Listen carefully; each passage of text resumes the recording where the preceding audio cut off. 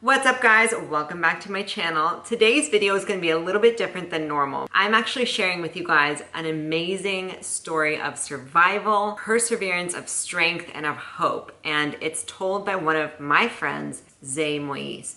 Before I let you watch her amazing, incredible video that I'm so excited for you to watch, I do want to say that you know that we just launched our Primal collection for Corio Active and it's gone super well. If you've ordered, thank you so much for supporting. And if you have yet to order, we would love for you to be part of this community that we're building. One of the really cool things about this brand, and really why I started the brand to begin with, is exactly what this video is about. Building a platform and a brand and a community that can share incredible stories of incredible people and can empower whoever watches it. I'm just so moved on a human level by ZEYI's story that you're about to hear. I wanted to do something with this collection that could share and spread awareness for her cause. When you shop for Primal on the Corio Active website, you will be able to donate to a foundation called the MAPENDO Foundation, which was started by ZEYI's family. You'll be empowering women in the Congo and helping them learn life skills and ways to live because of what they went through, which is what you're about to watch right now. So I won't say any more. Thank you so much for clicking on this video and watching it. It's so important that people know ZEYI's story and hear what she has to say. And I am so honored and I'm so grateful that she was brave enough to tell us on such a public scale. So that being said, you guys,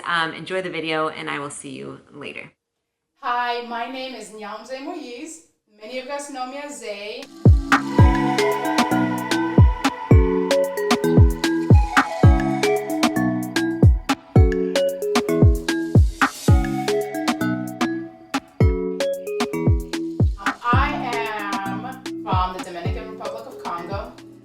Part of the Banyamulenge Tutsi tribe. I am a very proud sister of 7 brothers and 2 sisters. And in August of 1998, the government of DRC put out a genocide on the Tutsi people. Asking to kill the Tutsi tribe who was in Congo.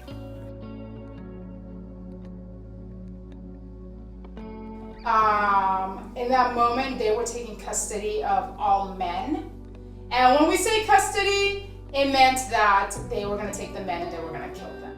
My mom knew this, so she hid my father in our basement. And every time the police would come knocking on our door asking about my father, my mom would say that he was off for business or he wasn't home. And that kept him safe because we knew the moment that they found him, it would be the last time we ever saw him. We assumed that the government would never put out a hit on mothers and children, but we were wrong.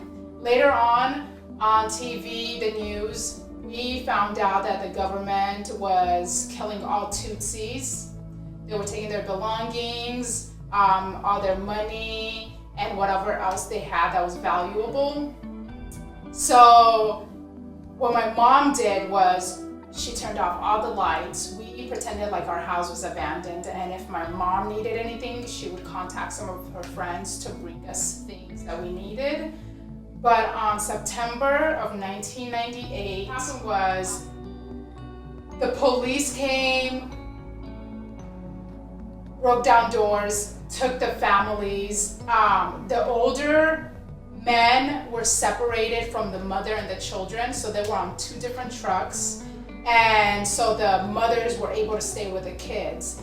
My dad wasn't on any of the trucks because my mom hid him so well, so he wasn't found and was not on any of the trucks. So we assumed he was safe. And us and about 4 other families were taken on big military trucks to a prison camp. When we arrived to the concentration camp, we were put in this long building with no doors, no type of sanitation. We had no blankets. Whatever we came with on our bodies was what we were gonna have for the remainder of the time we were there. We slept on concrete with the families that we came with, so there were like 4 families. So we slept on concrete. And when it came to being fed, they would give each family one little bowl of rice and like some soup to share amongst each other. We had kids who passed away because they were malnourished. We had a family get murdered. Each day we woke up being threatened that we'd be the next family to be killed. We watched people get gunned down in front of us. Families we knew, we were close with. Later on, my mom found out that she was pregnant, did not have any medical equipment, and my mom couldn't even ask to go to the hospital because she knew the moment she asked, she would never make it back to her kids. It would be the last time we ever saw her. My mom prayed for a sign from God and what to do in that situation because she did not know how we'd be able to survive being malnourished.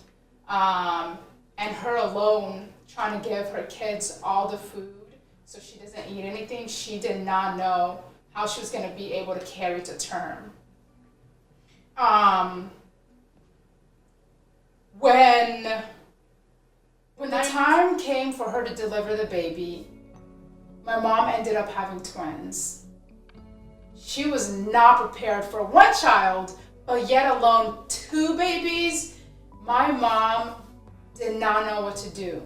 But the first thing that she thought of, that she knew she could do, children after the commanders, then they will be able to be provided for. And the reason that it's so important to name my brothers after the commanders, and the reason that she thought it would help save their lives, is because in our culture, naming your child after a man is one of the greatest honors. My mom, as African women, when we do our hair, we use yarn. And so she had yarn in her hair. So she took a piece of yarn out, took a piece of wood, had a few of her friends help her. She tied the yarn on the umbilical cord and then cut it with the wood. And that's how she had the babies. In that moment, and she did name my twin brothers after the commanders. She named the twins Geller and Andre, which were the 2 head commanders. The commanders felt such honor and pride that their wives actually took care of my twin brothers. They watched over them, and my brothers were actually pretty, as you would consider in that situation, kind of healthy. And by my mom naming my brothers that, she saved their lives. And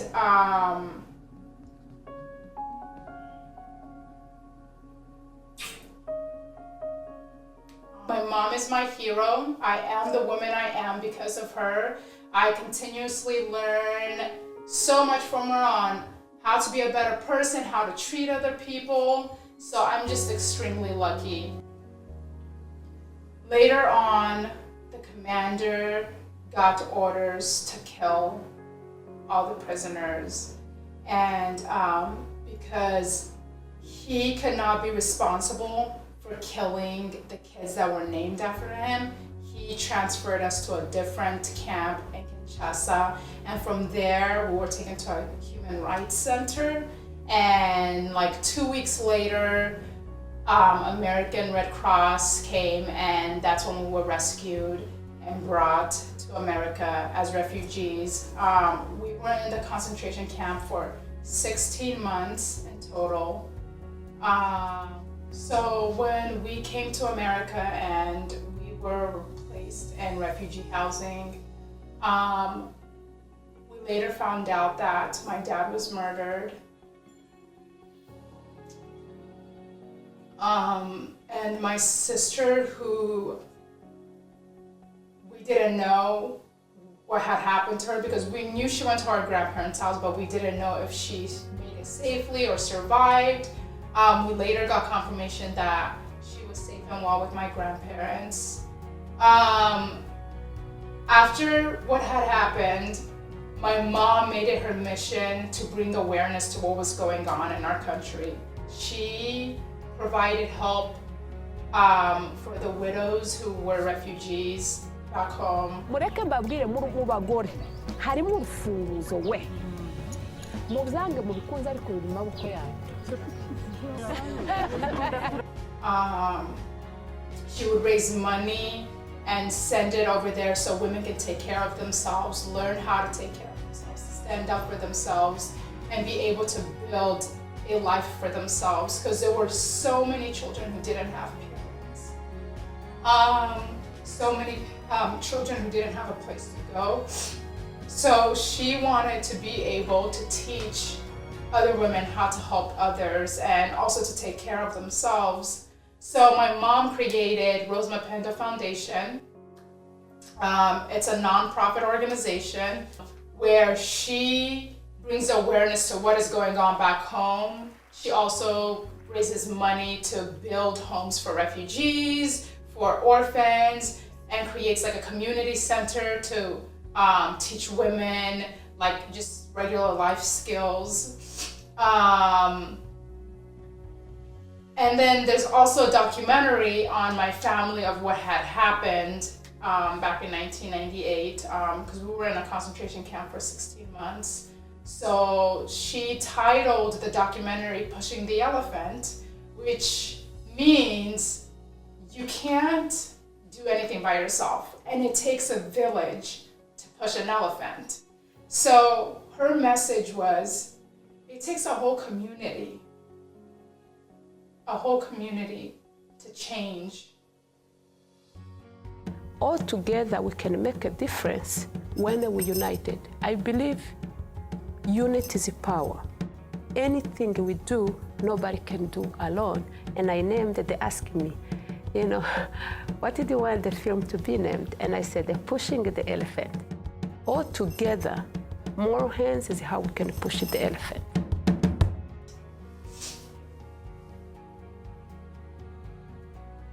It takes a whole village to change. It takes a whole community to make a change. And you have to be willing to take those steps to make those changes. And you can't do it by yourself.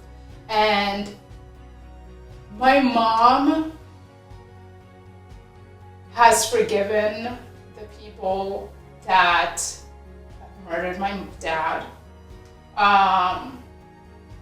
who have murdered people that we care about.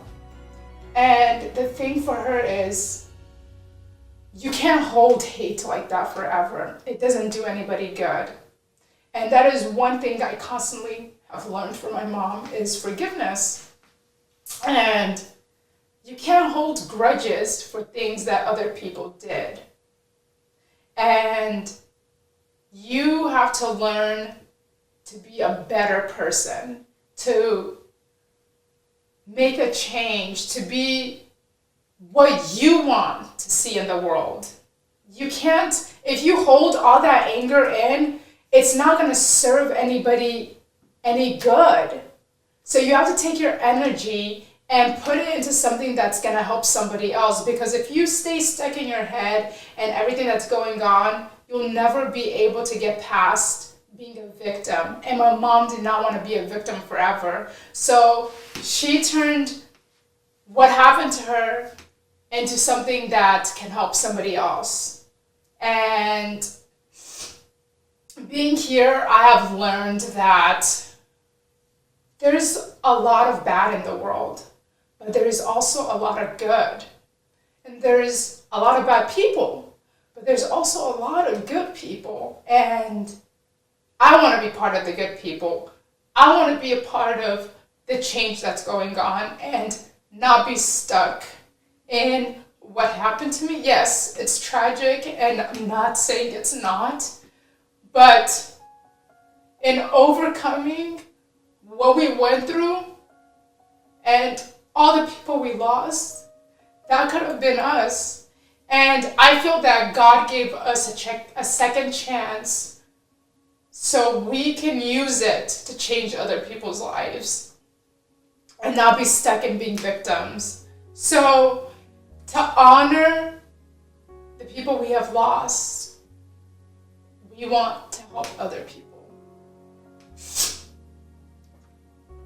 So I get asked all the time, how could you not be pissed? It's not the fact that I'm not pissed. It's that being pissed is not going to do anybody any good. And being a person who carries anger around is not going to do me any good. Trying to find ways to hurt those people, what is that going to do for me? It's not going to bring me any comfort. It's not going to give me any peace. Watching the people I loved suffering is not what I want to do to somebody else, you know?